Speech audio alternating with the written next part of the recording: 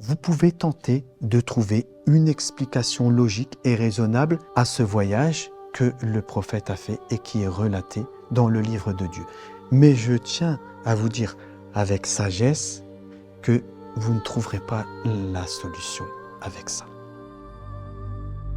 Bismillahirrahmanirrahim. Allahumma salli ala Muhammadin wa ali Muhammad.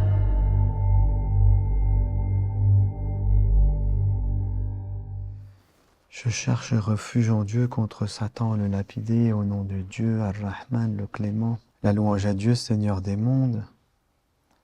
La prière sur le messager de Dieu, sa sainte famille, les Ahl al-Bayt, les Asbat, les gens de la demeure prophétique. Les bénédictions et la paix sur l'ensemble des prophètes, des envoyés, des messagers et de leurs héritiers respectifs. Et la paix soit sur vous tous, mes chers frères et sœurs, qui nous suivez. J'ai le plaisir de partager avec vous. Rabbi sharah li sadri, wa yassir li amri, wa hlul uqdatan min lisani, yafqahu qawli.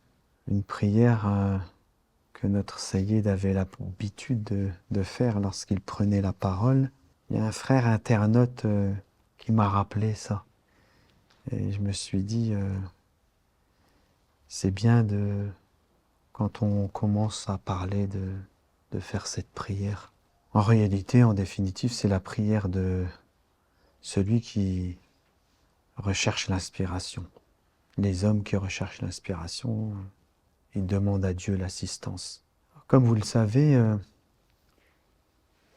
il y a un certain nombre d'événements dans l'histoire de l'islam et de la révélation. Et parmi ces événements, il y a un jour particulier qui est le 27 du mois Rajab. C'est le mois dans lequel nous sommes. Et ce 27 du mois Rajab, il réunit deux événements qui se sont bien sûr passés à des années différentes. Mais ce même jour, il y a ces deux événements-là. C'est la première, ou le premier plutôt événement, c'est la prophétie du messager de Dieu. Commence de manière officielle, bien qu'il était prophète. Et la deuxième chose, c'est le fameux voyage que le prophète a fait, le voyage Al-Isra ou Al-Mi'raj, c'est-à-dire l'ascension, qui est désigné ce voyage dans une sourate qui s'appelle aussi la sourate Al-Isra, donc la sourate l'ascension, dans laquelle Dieu dit Subhanalladhi, ba'da a'udhu billahi minash shaitanir rajim, Subhanalladhi asra bi 'abdihi laylan min al-masjid al-haram ila al-masjid al-aqsa alladhi barakna hawla. Donc louange ou gloire à celui qui a fait voyager son serviteur de l'endroit de la mosquée qui est nommée Masjid al-Haram, donc la mosquée sainte, qui fait référence à la Mecque, et qui l'a emmené de là vers ce qui est nommé dans le Coran Masjid al-Aqsa, c'est-à-dire la mosquée de l'extrémité, qui est identifiée. Alors j'ai dit extrémité parce que Aqsa, ça veut dire qui vient d'une extrême. Comme dans le verset du Coran, on retrouve ce mot-là, quand Dieu il dit qu'il y a un homme qui est venu Aqsa al-Madina, dans Surat Yasin, il me semble, si mes souvenirs sont bons, qui est identifié, donc Masjid al-Aqsa, et que nous laissons ce terme ouvert, comme étant la mosquée d'Al-Quds, donc à Jérusalem. Et Dieu dit de cet endroit que Barakna Hawla, donc Dieu il a béni, il a béni cet endroit. Et qui ressemble d'ailleurs à ce terme-là qui dit qu'il a béni, ça nous fait rappeler l'histoire de Moïse. Hein? L'endroit, le buisson ardent, là où Moïse est appelé, Dieu dit aussi que c'est un endroit qui a été béni. Hein? Et je me souviens qu'à l'époque, lorsque les savants se réunissent et puis s'interrogent sur mais comment s'est effectuée cette ascension en définitive? Est-ce qu'il a voyagé avec son corps? Est-ce qu'il a voyagé avec son esprit? Est-ce qu'il a voyagé avec les deux, avec l'esprit et le corps? Comment ceci s'est réalisé? Pour cela, mes frères et mes sœurs, je reviendrai à quelque chose que nous avons énormément développé, nous, ici ensemble, et qui fait la particularité du message de cette famille ces derniers temps. C'est que Dieu n'est pas intelligible. Dieu n'est pas intelligible, ça veut dire que Dieu ne peut pas se comprendre avec le raisonnement. Si Dieu n'est pas intelligible, ça veut dire que ce que Dieu fait, ça n'est pas non plus intelligible. On ne peut pas le comprendre avec le raisonnement. Alors bien sûr, Dieu nous a promis dans la préexistence, lorsqu'il y a eu cette histoire avec Adam et qu'il est descendu, il lui a dit, un jour viendra de moi une direction. Mais le Dieu qu'on adore est extraordinaire parce que il se met au niveau de l'homme. Vous vous rendez compte?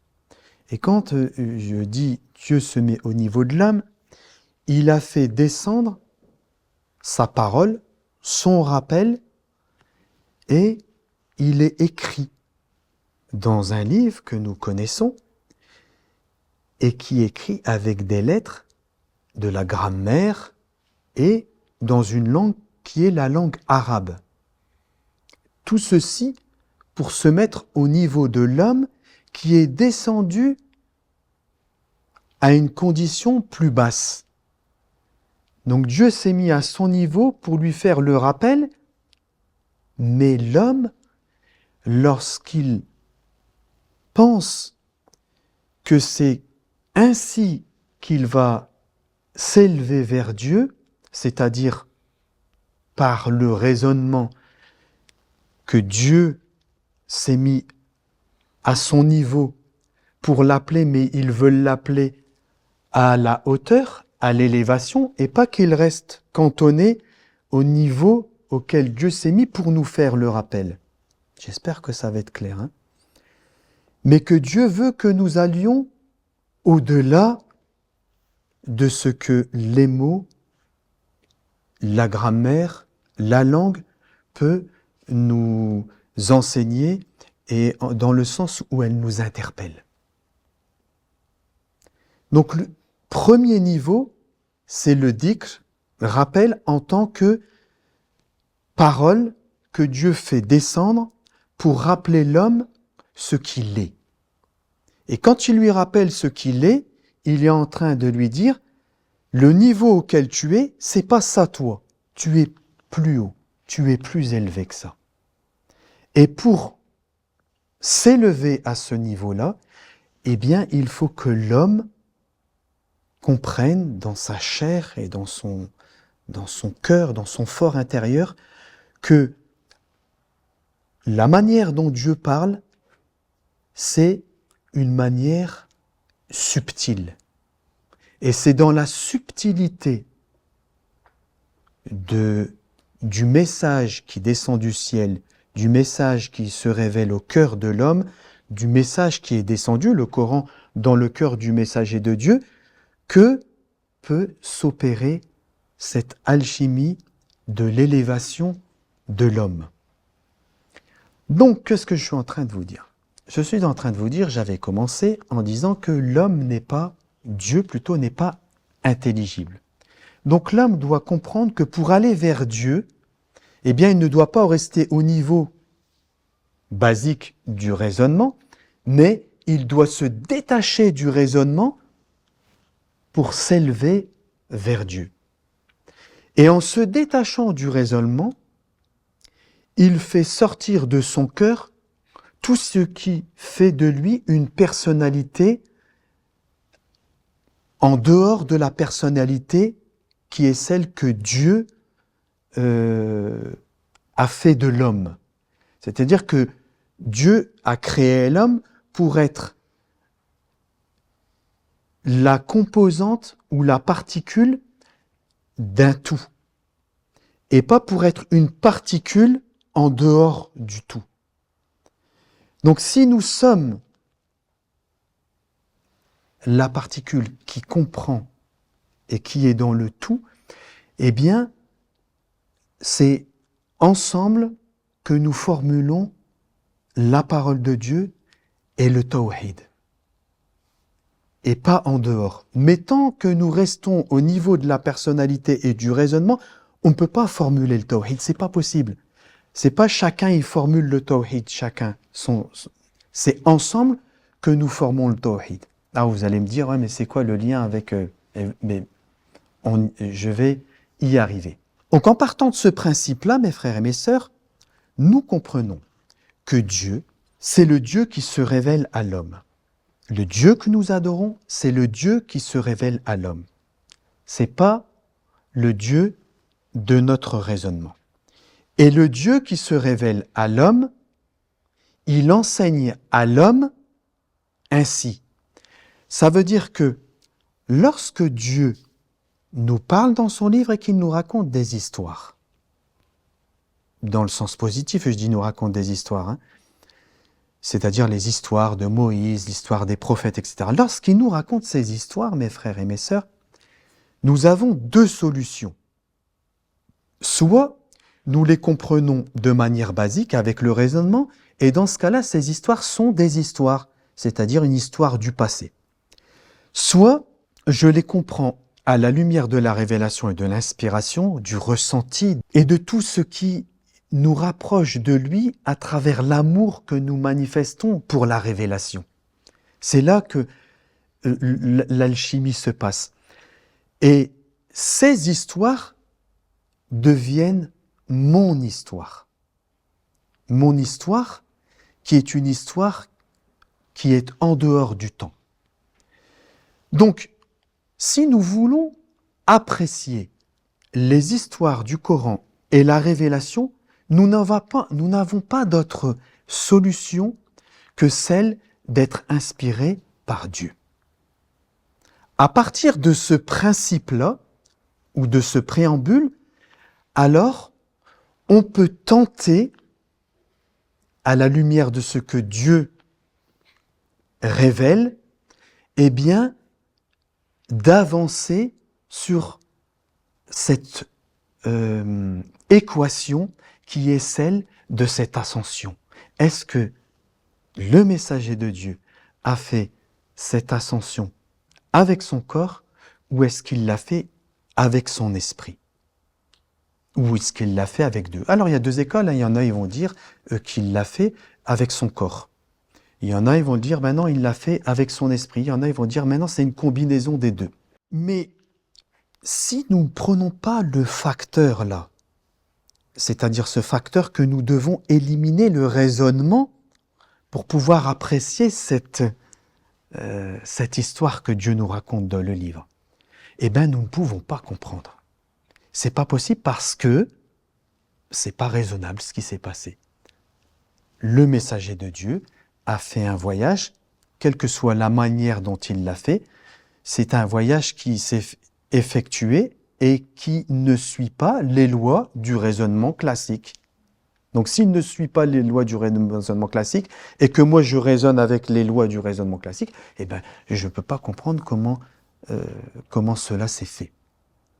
Alors il y a une histoire dans cette histoire qui nous est contée et que Sayyid Yahya nous avait déjà raconté à l'époque, c'est que quand il a fait l'ascension, le messager de Dieu, il y a son arbaya qui a bousculé, si je puis dire, une carafe d'eau.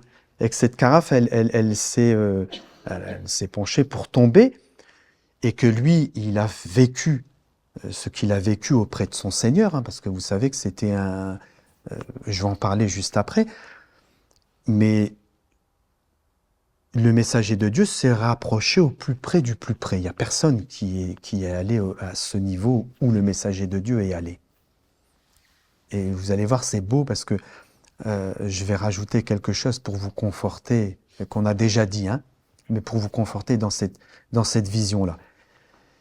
Et que quand il est revenu, si je le dis ainsi, elle était restée dans le même état, la carafe. Donc, ça veut dire que dans cette histoire-là, il y a une histoire de temps. Il y a une histoire d'espace et il y a une histoire de temps. Le messager de Dieu, lorsqu'il part dans ce voyage, il est dit qu'il traverse les 7 cieux. Et vous savez que chaque ciel représente un prophète. Et lorsque il arrive, alors, excusez-moi, j'ai oublié de dire quelque chose, il était accompagné de qui? De l'ange Gabriel, alayhi salam. Ils étaient ensemble. Et quand ils sont arrivés au 7e ciel, Gabriel, il lui a signifié que lui, il ne pouvait pas poursuivre. Il lui a dit, si je poursuis, mes ailes vont être brûlées. Tout ça pour vous dire, n'oubliez pas que la méthode avec laquelle les anges, Iblis, on a déjà vu la méthode avec laquelle il adore Dieu, hein, avec le raisonnement, l'intelligence, l'intellect, etc. Et les anges font les louanges à Dieu de la même manière, et ils apprennent de Dieu aussi par cette intelligence, mais eux, c'est une intelligence obéissante. Ils ne sortent pas de l'ordre de Dieu, les anges. Mais ceci leur donne un certain niveau qui est reflété dans le verset du Coran. D'ailleurs, quand ils disent « tu vas y établir celui qui va faire la corruption », de ça. Et ils ont vu un temps, selon la science qu'ils ont des choses, et ils ont vu cette situation-là, mais il y a quelque chose qu'ils ne maîtrisent pas. Et c'est pour ça que Dieu leur dit « je sais ce que vous ne savez pas ». Et qu'eux, après, ils vont attester, ils vont dire « on a de science que ce que toi, tu nous as enseigné ». Ce qui nous montre que l'endroit, si je peux le dire ainsi, où le messager de Dieu, c'est-à-dire après le 7e ciel, il a voyagé, c'est un endroit qui est en dehors de l'espace et du temps, et qui n'est pas du tout codifié par les mêmes lois que nous connaissons ici, et surtout qui n'est pas codifié par les lois du raisonnement. Donc, mes frères et mes sœurs, ce messager de Dieu qui a reçu ce qu'il a reçu pendant ce voyage, et dont Dieu dit de lui que le cœur n'a pas menti sur ce qu'il a vu, il a pu voir ce qu'aucun homme n'a vu. Il est rentré dans une dimension du temps et de l'espace qui sont en dehors de ce que nous pouvons comprendre avec le raisonnement. Et c'est cette dimension du temps et de l'espace à laquelle l'homme appartient. Nous n'appartenons pas à cette dimension-là. Nous appartenons à une autre dimension. Et si nous comprenons que nous appartenons à cette autre dimension, ça veut dire que la question du corps et de l'esprit, est-ce que c'est l'un, est-ce que c'est l'autre ou est-ce que c'est les deux, elle ne se pose plus. Parce qu'elle se pose uniquement pour ceux qui réfléchissent avec les codes des lois de l'espace et du temps. Mais pour ceux qui rentrent dans l'état de l'inspiration et qui ne réfléchissent plus avec les codes de l'espace et du temps, eh bien, tout ceci est aboli et la solution ultime, c'est d'être avec ceux que Dieu a choisis. Et c'est pour cette raison-là que Dieu, il nous signifie ceci dans toutes les histoires en réalité, parce que toutes les histoires, elles ont un lien avec cette transcendance du temps et de l'espace. Si vous regardez l'histoire de Moïse, vous allez trouver ceci. Quand il parle avec son Seigneur et qu'il rentre dans une dimension qui est une autre dimension. Lorsque vous regardez l'histoire des gens de la caverne, c'est la même histoire. Si vous regardez l'histoire de celui qui, Uzair, qui a dit comment tu vas ressusciter, c'est la même histoire. Toutes les histoires, de l'histoire de l'homme ou du prophète qui a été vécue, il y a l'histoire qui est dans le temps et l'histoire qui est en dehors du temps. Et c'est celle-là que Dieu il veut que nous regardions, pas l'autre. Mais tant que nous restons bloqués avec les mécanismes du raisonnement classique, eh bien, on ne voit que l'histoire qui est celle palpable dans le livre de Dieu, alors que dans cette histoire, il y a une histoire qui est en dehors du temps, de l'espace et du temps. Et c'est cette histoire qui est notre histoire. Et c'est cet espace qui est en dehors de l'espace et ce temps qui est en dehors du temps auquel l'homme doit revenir. Pour nous, ça veut dire quoi, mes frères et mes sœurs? Ça veut dire que lorsque Dieu nous dit Ba'da a'udhu billahi minash shaitanir rajim, Bismillahir rahmanir rahim, Alif Lam Mim. ذلك الكتاب لا ريب فيه هدى للمتقين الذين يؤمنون بالغيب ويقيمون الصلاة ومما رزقناهم ينفقون. Ce paramètre de al-ghaib, je vous pose la question, je pose la question à ceux qui nous suivent, est-ce que ce ghaib n'est-il pas cette dimension du temps et de l'espace qui sont en dehors du temps et de l'espace, et en lequel ou laquelle le ghaib ou on va dire le ghaib en français, l'invisible ou ce qui est absent, celui auquel nous devons tout d'abord avoir la foi, parce que si nous n'avons pas foi en ça, nous ne pouvons pas aller plus loin. Donc Dieu nous dit quoi? Alors, c'est parce que je n'ai pas traduit les versets du Coran. Donc Dieu, il dit, au nom de Dieu, Ar-Rahman, le clément. Alif Lam Mim, 3 lettres. Dhalika al-Kitab, voilà le livre. La Rayba Fihi, sur lequel il n'y a aucun doute. Hudan lil muttaqin, une direction pour les éveillés. Mais ensuite, Dieu va nous définir qui sont la première particularité, spécificité des éveillés. Laquelle est-elle? C'est alladina yu'minuna bil ghaib. Pourquoi Dieu n'a pas dit d'abord la prière et le fiqhoun qui ont la... Non, qui croient en l'invisible. Parce que l'invisible fait appel à une dimension du temps et de l'espace auquel nous ne sommes pas habitués. Et que donc forcément, même en étant musulmans croyants, on croit qu'il y a un Dieu créateur, etc., et que tout, on a la foi. Mais on n'a pas véritablement la foi, parce qu'avoir véritablement la foi, c'est croire en ce qui ne se voit pas, en ce qui est invisible, mais que lorsque nous rentrons dans cette dimension-là, il devient visible. C'est pour ça que Dieu, il dit, il est connaissant de ce qui est caché et de ce qui est visible.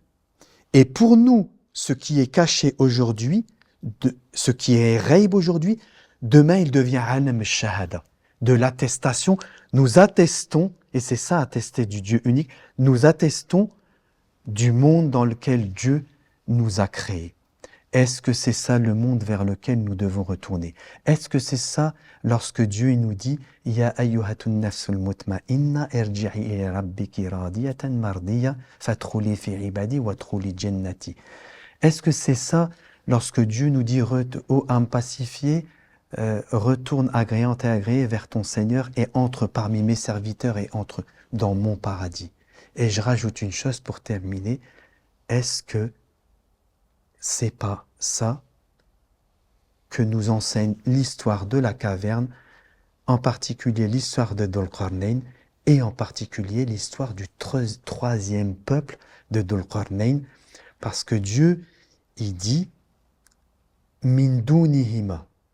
Il a trouvé un peuple, le troisième peuple, Min dunihima, en dehors. Parce que dunihima, eux, ils ont traduit entre les murailles. Mais en arabe, ça veut dire en dehors. Est-ce que ce en dehors ne signifie pas en dehors du temps et de l'espace?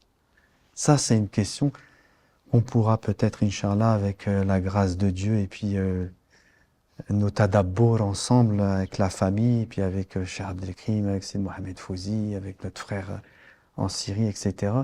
et qui nous permettront encore d'avancer dans cette dimension qui est la dimension de l'homme en définitive. Donc l'ascension est ce voyage que le messager de Dieu devient un témoignage de la réalité de ce qu'est l'homme et de cette dimension du temps et de l'espace qui sont en dehors du temps et de l'espace. Et ceci est un témoin inéluctable de cette histoire. Et surtout, n'oubliez pas, mes chers frères et sœurs, que, je ne sais pas si vous le savez, mais lorsque le prophète a fait cette ascension, il est revenu avec une chose, enfin plusieurs choses, mais il est revenu avec la prière. Et la prière, nous avons les hadiths de nos bien-aimés qui disent que la prière, c'est l'ascension du croyant. Donc vous voyez le lien entre l'ascension et la prière. Et dans le verset du Coran, ceux qui croient en ce qui n'est pas présent, donc première chose, la foi en ça, et qui accomplissent la prière. Et la prière, cette prière qui est l'ascension du prophète, et qui partagent de ce qu'ils ont reçu. Le prophète, il a fait l'ascension, la prière, il l'a reçue, et il est revenu, et il a partagé avec la communauté de l'islam. Vous pouvez, mes frères et mes sœurs, je le dis avec un sourire, mais je le dis avec aussi force, vous pouvez tenter de trouver une explication logique et raisonnable à ce voyage que le prophète a fait et qui est relaté, que la paix de Dieu soit sur lui, et qui est relaté dans le livre de Dieu. Mais je tiens à vous dire avec sagesse que vous ne trouverez pas la solution avec ça. Que Dieu nous protège, que Dieu nous assiste et que Dieu nous permette d'être ses serviteurs et surtout qu'il nous aide à retrouver notre chez nous, la demeure à laquelle nous appartenons. À très bientôt, Inch'Allah.